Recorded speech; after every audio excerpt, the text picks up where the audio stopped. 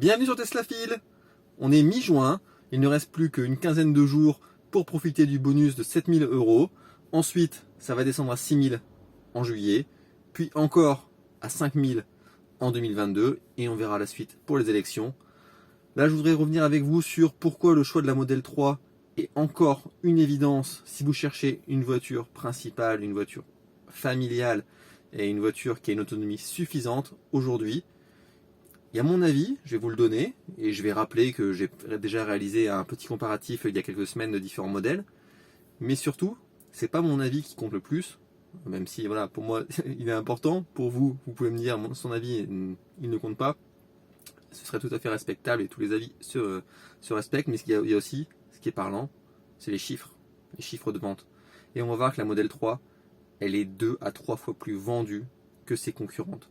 Ça veut quand même dire quelque chose. Et à prix à peu près équivalent, il n'y a vraiment pas photo aujourd'hui sur le marché.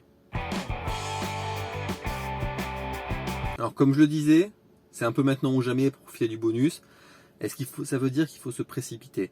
Je ne veux pas forcément pousser à l'achat, à la consommation, mais 1000 euros, ça compte dans le budget. 2000 euros, si on a un compte pour 2022, pour ceux qui vont tarder un peu à se décider, ça compte encore plus. On sait qu'avec Tesla, les prix sont assez volatiles, il y a déjà eu de fortes évolutions. Néanmoins, est-ce que le prix va baisser de la Model 3 en prix catalogue de plus que 1000 ou 2000 euros pour compenser l'écart avec le bonus à l'avenir?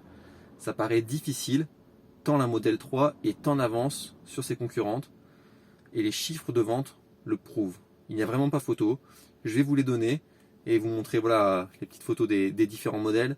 Mais vraiment, si on compare et qu'on rentre dans le détail des chiffres de vente en France, on voit que Tesla, la Model 3, pour ses qualités de puissance, son niveau technologique, son autonomie évidemment en électrique, est vraiment largement en avance. Je vous montre un graphique réalisé par le site Automobile Propre. On voit que depuis le début de l'année, il y a 8083 Model 3 qui ont été vendus. On la voit largement devant, on voit des voitures qui sont pas très loin. Et si on regarde un peu plus celles qui sont pas très loin, la Renault Zoé, 7448, et voilà, elle jouit d'une historique et d'une bonne cote en France de par le réseau Renault. La Peugeot i208, la Twingo ZE, la Fiat 500 électrique, pour citer voilà, le top 5. Ces quatre voitures-là que je viens de citer, ce sont plutôt des petites voitures.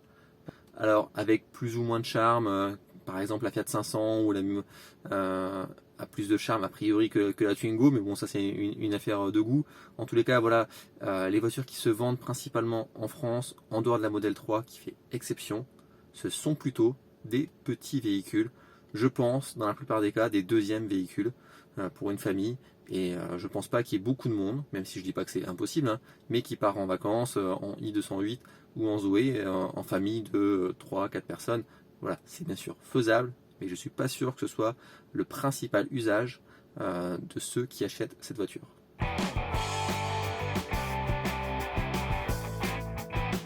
En regardant le top 5 de ces ventes, on se dit donc voilà, si vous voulez une voiture vraiment suffisamment grande, suffisamment performante, avec suffisamment donc, de place, une batterie performante en autonomie aussi pour les longs trajets, bref, une voiture principale, la Model 3 est loin devant.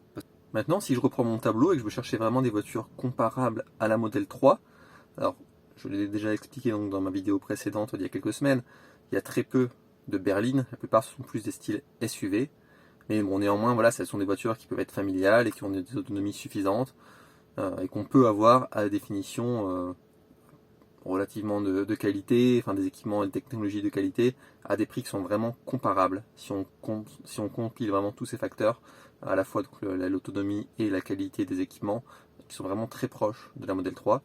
Alors on va avoir le Kia Niro, qui est donc l'alternative qui séduit le plus les consommateurs, et je peux le comprendre, voilà, quasiment 2900, voilà, 2857 voitures. Ensuite la i208 2147, le Hyundai Kona, donc assez proche du Niro 1995. voilà, les chiffres sont quand même assez parlants. Le e-Niro, qui est voilà, une bonne voiture, se vend allez, presque 3 fois moins, voilà, entre 2,5 2,8 fois moins que la Model 3. La i 2008 se vend quasiment 4 fois moins. Pareil pour la Kona. Les Volkswagen ID3 qui sont un peu plus récentes et arrivent encore un peu plus bas dans le classement avec 1800 véhicules vendus. Nissan Leaf 1200, voilà, après on descend vraiment. Il n'y a pas de mystère. Si ces voitures se vendent moins que la Model 3, le rapport qualité-prix est nettement moins bon. Si vous considérez encore une fois l'autonomie, les équipements, etc. Je ne parle pas du prix d'appel qui peut sembler plus alléchant, mais au final, si vous voulez une voiture équivalente, la différence est telle que ces voitures se vendent moins.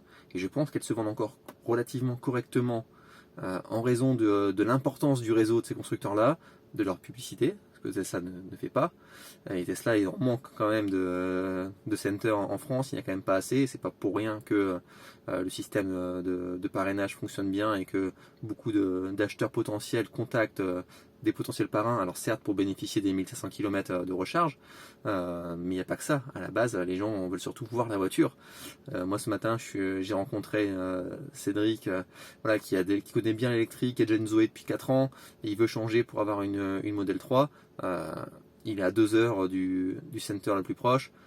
Il m'a demandé pour voir la voiture, donc voilà, on a fait un essai, je lui ai parlé de la voiture, pas tant sur l'aspect électrique qu'il connaissait, mais en tout cas pour lui faire présenter et lui faire découvrir et lui montrer un peu voilà, les sensations quand on roule, lui expliquer un peu vite fait l'autopilote, etc. Enfin, il y a ce besoin de connaissance et je pense que c'est en raison de la faiblesse du réseau de Tesla que les autres s'en tirent encore relativement bien en vendant 2 à 3 fois moins de voitures.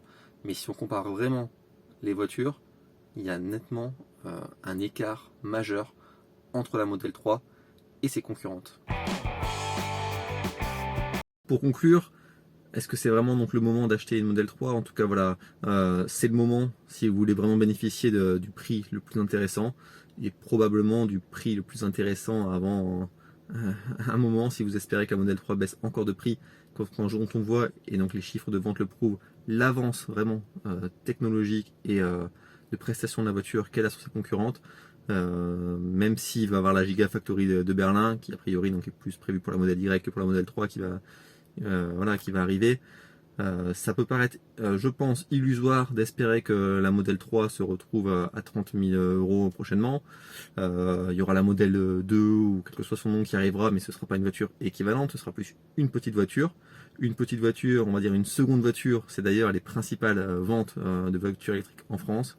Sinon, si la Model 3, dans une catégorie de voitures principales, de voitures familiales, représente 15% des ventes de voitures électriques en France, c'est pas pour rien. Si elle se vend 2, 3, 4 fois plus, voire plus que les concurrents du segment en termes de prix, voilà, il n'y a pas photo. Donc si vous êtes intéressé par la Model 3, allez-y, je pense que c'est le moment.